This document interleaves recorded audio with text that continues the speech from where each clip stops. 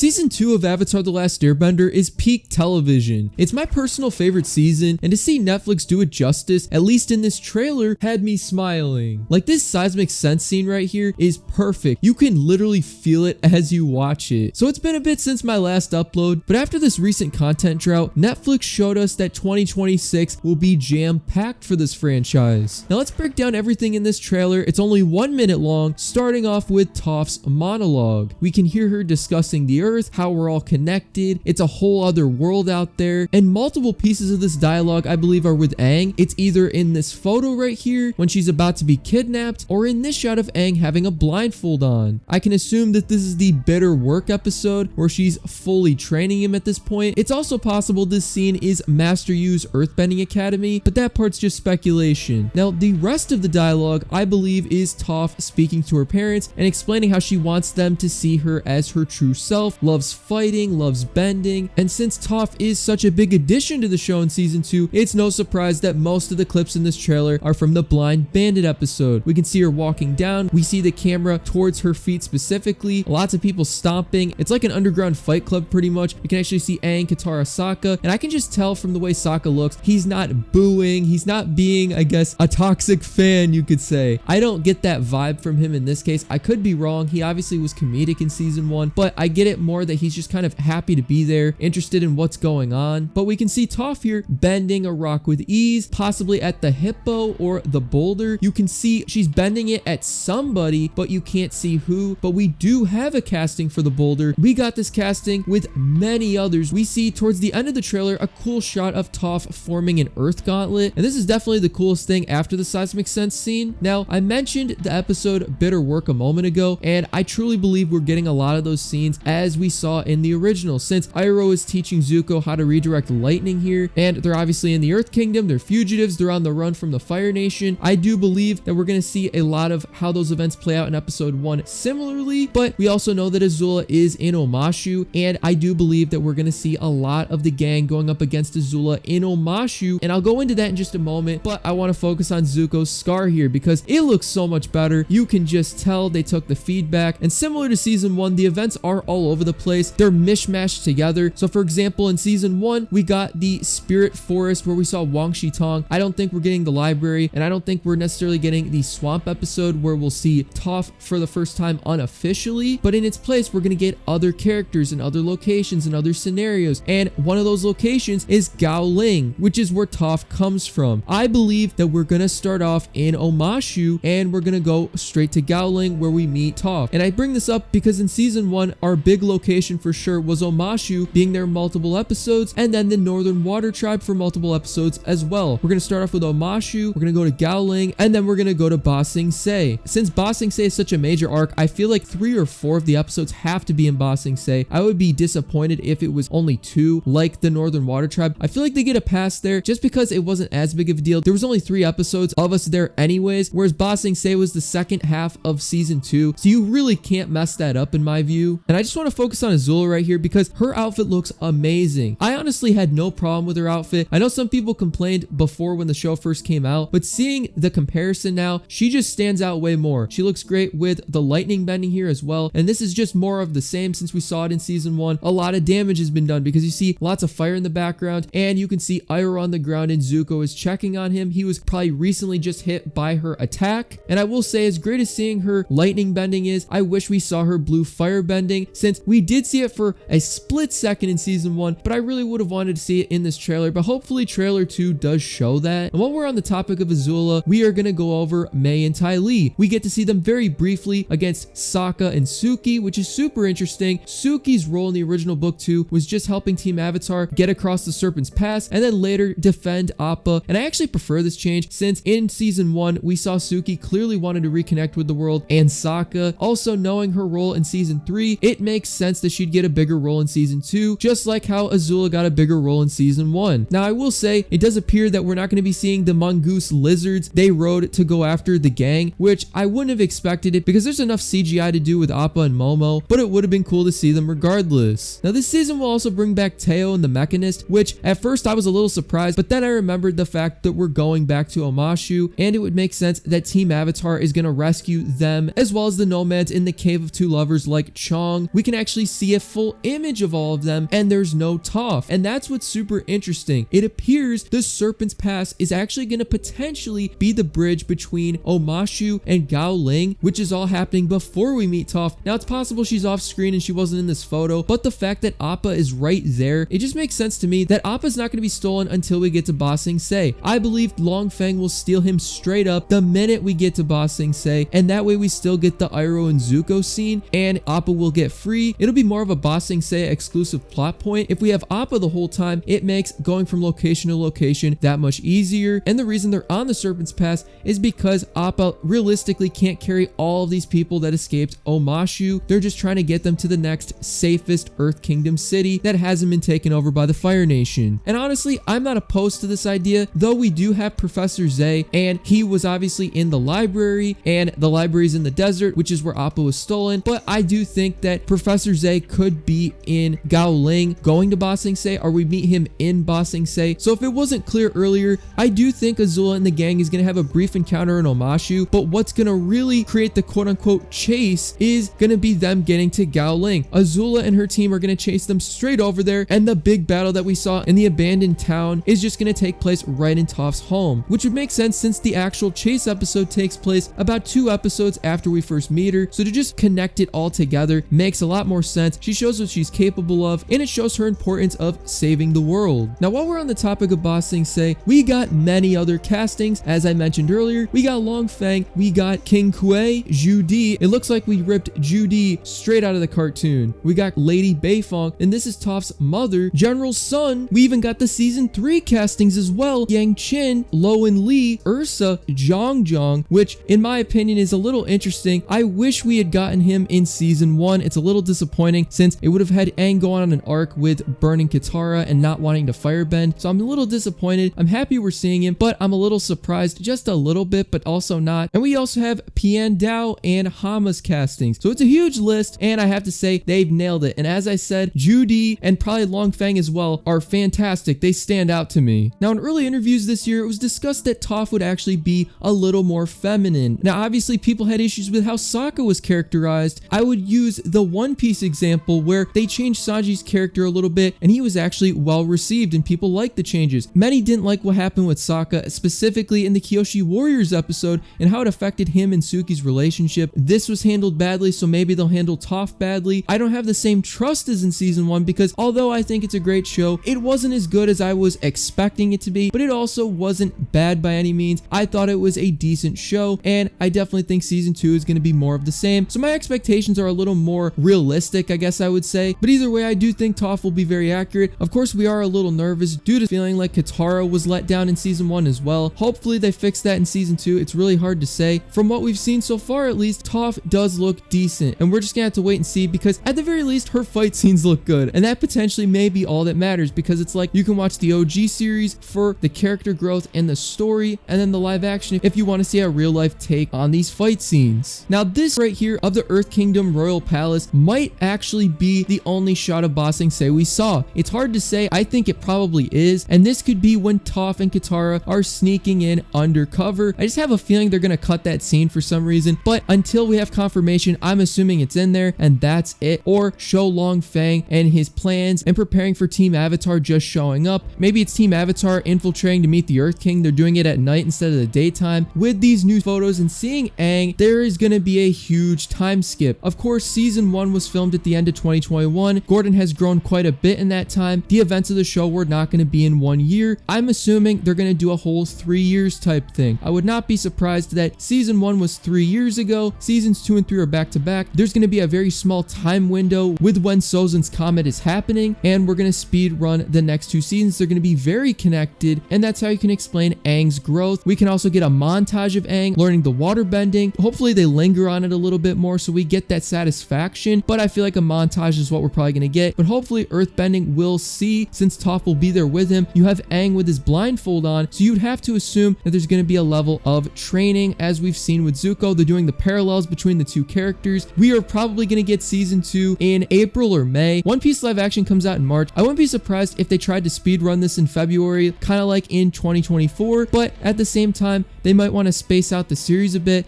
So I feel like at least a month or 2, or they could go for the summer, but that wouldn't make sense. I feel like February, we're still in winter. That was book 1. They're gonna do spring, so maybe April or May. And then season 3 will come out summer 2027. That's my speculation. I could be wrong. They could release it at any time of the year, but it would make a lot more sense if that's how they went about it. They probably also want to avoid the adult Aang movie, The Legend of Aang: The Last Airbender, which comes out in October 2026. And then there's of course Seven Havens in 2027. And it's nice to hear that this season was a lot smoother than season 1. They were dealing with the volume and a lot of VFX issues the first time. They've moved away from some of that, but let me know down below what you guys think of all this, and subscribe for more Avatar videos.